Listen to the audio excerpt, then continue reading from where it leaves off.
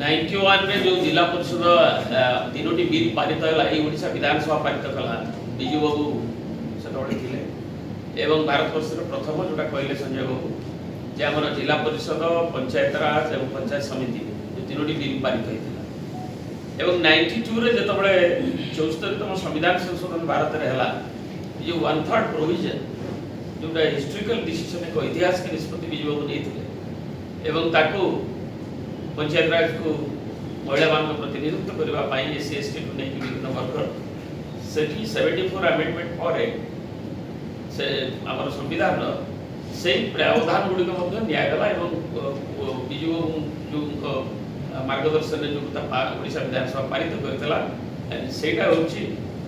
अन्य मानू प्रेरित करता अमेंडमेंट से स्थानित होता तेणु आज ए पछुआ भाव न रखी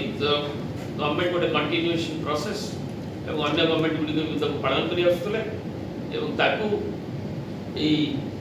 जी को पायोनियरिंग भूमिका नहीं बिजू बाबू जयंती जमी आसूँ दीर्घ दशंधि धरी पालन अब्याहत रखा तुरंत से कम्युनिकेशन करने आम दाबी करूँ।